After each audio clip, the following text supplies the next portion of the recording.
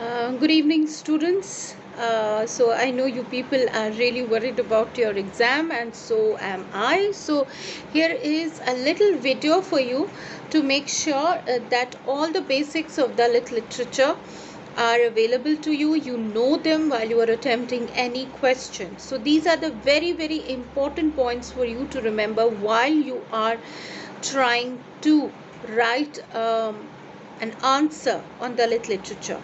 So let me just give you the main and major important points that are integral and indelibly important in Dalit literature. So when you are answering any question, please remember you have to write an introduction. You have to introduce your the topic, then you talk about it at length in the body in the body section, and then you conclude. Okay. So about Dalits and Dalit literature, what do we need to know? So we need to know that etymologically estivating in the Sanskrit root of the word dal, which signifies cracking, splitting, tearing apart, and just listen to these words very carefully. Cracking, splitting, and tearing apart, the word Dalit is actually gender inclusive, and in the words of A.P. Nirmal, the pioneering voice of Dalit literature, Dalit theology exactly, refers to the broken, the torn, the rent, the burst, the split, the opened, the expanded, the bisected, the driven asunder, the dispelled, the scattered, the downtrodden, the crushed, the destroyed, the manifested, and the displayed. So, Dalit voice dwelling in the societal periphery has long experienced a strategic break in its resounding flow. मतलब कि दलित voice जो है वो एक periphery में रहता है और उस पेरिफेरी से वो वॉइस ऑडिबल होने में बहुत टाइम लगा, because initially the Dalit voice was subdued. Next, what you need to know is historical analysis of the Dalit discourse suggests a stupefying sublimation of the moral world order. अब जो moral world order हमारे पास है कि क्या करना है, क्या नहीं करना है, क्या होना चाहिए. So the sublimation of the moral world order experienced by the Dalits at the behest of the apparently victorious Brahmanic caste system founded in ancient India. ठीक है. अब genesis of Dalit literature is not in any literary discussion, and please remember that Dalit literature did not originate in any literary discussion but out of experience of Dalits as victims of economic, social and cultural inequality. Now the literature therefore is a social movement, and here you need to remember Mukti Bodh's essay. What did Mukti Bodh say? What did Sharan Kumar Limbalay say? Both are of the opinion that Dalit literary artists have a social work at hand. They need to uplift their society. और जितने stories, poems आपने पढ़े हैं उसमें एक social angle आपको ज़रूर दिखेगा. आपको उस सोशल एंगल के बारे में बात करनी है when you are writing an answer.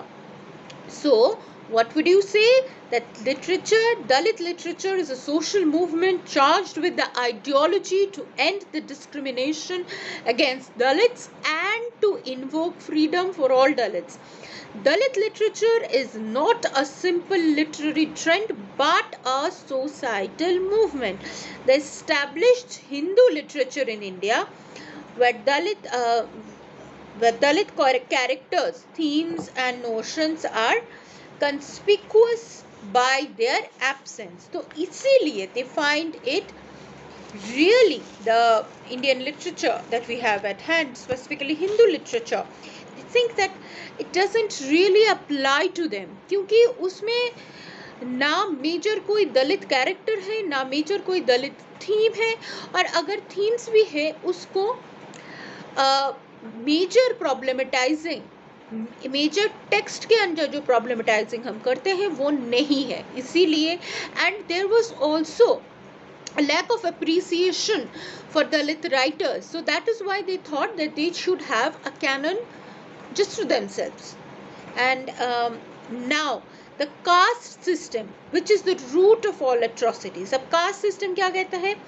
For the welfare of the supreme creator Brahma, for the welfare of the humanity, the supreme creator Brahma gave birth to the Brahmins from the mouth, the Kshatriyas from the shoulders, the Vaishyas from the thighs, and Shudras from the feet.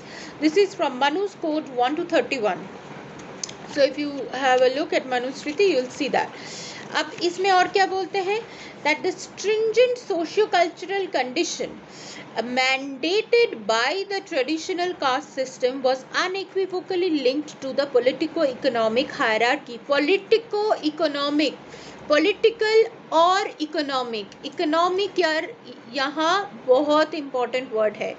तो economic और political जो system था उसके लिए उसमें link किया गया है. अब ब्राह्मण्स कौन थे बेटा? प्रीस्ट थे, एकेडमिक्स थे. क्षत्रियस कौन थे? Rulers, administrators, warriors. वैश्यस कौन थे? Artisans, tradesman, farmers, merchants. Shudras, manual labours. Dalits were the fifth category. They were not part of the caste system. They were not included within the dialectics of caste system. They were untouchable, street cleaners. They literally lived in the periphery. अब ये literal spatial जो change है, मतलब spatial जो डिटेरिटोरियलाइजेशन, actually territory से निकाल दिया जो जिसको जाता है उसको डिटेरिटोरियलाइज करते हैं. So Dalits as deterritorialised objects dwelling in the periphery of the society. This kind of deterritorialization, the spatial deterritorialization, led to several other kinds of deterritorializing, cultural deterritorializing, economic, societal. So और सबका root क्या है बेटा? Major क्या root है? caste system. So the root of all atrocities is the caste system. So according to the structure of the caste system, the patriarchal or the phallic authorial status was granted to the Brahmin, begotten from the mouth of the Brahma, the creator of the world and the quintessential vitalizing force in the Hindu Holy Trinity, comprising Brahma, Vishnu and Shiva as the three respective vertices. The Brahmin is the Jungian sage archetype inundated in the sea of knowledge for good. अब ये sea of knowledge में तो अटका हुआ है. अभी इस sea of knowledge इसको किसी के साथ शेयर नहीं करना है. ये है major problem. That is why Dalit literature में दलित वॉइस इतना इम्पोर्टेंट है. क्यों? क्योंकि mouth as an oracular zone, a zone that dictates, a zone that pronounces, becomes problematized only in Dalit literature because the mute voice of the Dalit receives a verbality. So पहले anti-verbal था. Movement from anti-verbality to verbality, movement from mute existence to vociferousness is what we see in the shift from the initial caste system based literature और religious mandates और उसके बाद जो classical literature आए उसमें और दलित लिटरेचर में. So ascribing the Brahmin as the ultimate custodian of language, we must remember that language is power. The caste system establishes the semantic limit of the language. Caste system language का limit prescribe कर देते हैं. तो as a cultural device. तो उसमें क्या होता है कि societal order under Brahmanical supremacy, societal order rest under Brahmanical supremacy. तो following the Kshatriya Brahmin was the Kshatriya military power. उसके बाद वैश्य और business people begotten from the thighs of Brahma, Shudra or the lower class who were attributed the task of serving upper class people. उसके बाद क्या है बेटा? दलित writing के बारे में आपको क्या क्या याद रखना है कि Dalit writing began to describe the pains of Dalit life with an insight that came from those who belonged to the community. and had first-hand experience of the Dalit life. So the description of discrimination, slavery, oppression, as well as the open and hidden forms of caste discrimination were unlike anything previously written. So dignity, self-respect, caste in contemporary life, complex relationship of Dalits and modernity are themes recurrent in Dalit literature. And Dalit literature is influenced by the Ambedkarite thought. So Ambedkarite thought is something that gives impetus to Dalit literature. अब दलित writing के बारे में हम और क्या बोल सकते हैं? We can say that the task of a Dalit writer is just naturally seen as an activist artist who write while engaged in movements, who regard their literature and movement. And this is from Sharan Kumar Limble's essay, Dalit Literature, Form and Purpose. You'll find it in page 33. Their obligation being to the Dalits and exploited classes, as Limble puts it, cannot find, and they cannot find peace other than what he finds in the heart of the combat. So इसका मतलब क्या है कि दलित writer एक artist activist है जो एक literary, एक सोशल, एक कल्चरल मूवमेंट में जुड़ा हुआ है, और वो movement is actually meant to help the Dalits and exploited caste, और उसको पीस तब तक नहीं आएगा जब तक ये हार्ट ऑफ कॉम्बैट, जो ये कॉम्बैट है, जो कॉन्टेस्टेशन है between Dalits and non Dalits, वो जब तक इसको हैंडल नहीं करता है. सो a Dalit writer who is in the forefront of the battalions, ushering in a new and revolutionary era of literature, cannot be irresponsible. Dalit writer irresponsible नहीं हो सकता है. आपने जितने दलित राइटर्स को पढ़े हैं, they are all acting as responsible citizens of the Dalit community first and the Indian community later. So their task is to work at the forefront of cultural revolution. So because they have to make every word that they write speak, and whatever stagnates in the flat of custom, the caste system in this case, and its resultant normativity and segregation for Dalit, it's problematized by Dalit writers in their work. तो अभी बेटा आपको और क्या समझना है? सो दलित literature, therefore दलित literature का form तो हमें पता है. अभी पर्पस क्या है, क्यों दलित लिटरेचर लिखा जाता है? So the purpose of Dalit literature first is psychical relief. आप जब बात करते हो, after you have a very emotional incident, emotional experience, when you talk about something, you feel relief.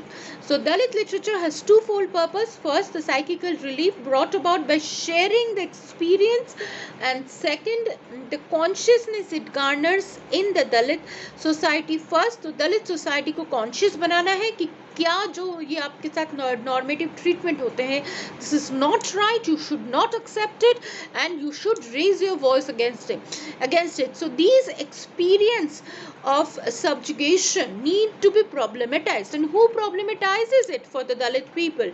Because most of them are not literate, most of them have very limited education. So in that sense, only Dalit writers who have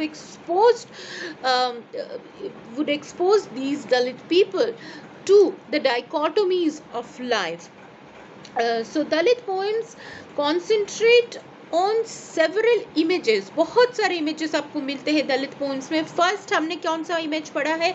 सुनो ब्राह्मण. So what do we see in सुनो ब्राह्मण? In सुनो ब्राह्मण we see the Dalit writer actually talking about what the Dalit writer asking the Brahmin to actually listen. So unlike in the other cases, when we see that the Dalit people actually are on the receiving end of voice. So in Suno Brahmin, Malkhan Singh seeks to subvert the regularization of subalternism inherent in the Dalit situation by inviting the voluble Brahmin to listen to the Dalit for once. The fact that the Dalit may have something to say may come as a jolt to the Savarna community, who made sure through strategic, spatial and somatic means bodily separations, or क्या spatial separation, that the Dalit remained untouched and their voice never polluted the complacency of their latent hegemony. So the position is echoed in Dr. Ambedkar, in Dr. Ambedkar's thoughts as well, who felt that the caste system was an anathema, and he ended up burning the Manusmriti as a mark of protest, something that you read in the speech at Mahad. So other motives आपको क्या मिलते हैं? बाकी other motives: chaining, fire, mother, burning, ashes, Eklavya, desert, barrenness, darkness. I'm talking about again the motives. ये motives आपको लगभग हर दलित work में आपको मिलेगा. क्या क्या है? Fire, darkness, mother, burning, ashes, destruction, desert, caste, ekalavya, barrenness, garbage. So these are some of the images that you would see in Dalit poetry. So Dalit poetry is mostly image driven. Images of fire, darkness, death, dirt, garbage, motherhood, Buddha, insects are often used to register and communicate the trauma of the Dalit body. So that's it. I hope you understand the basics of Dalit literature. In case there is any doubt, I'm always available. Do let me know. So good night.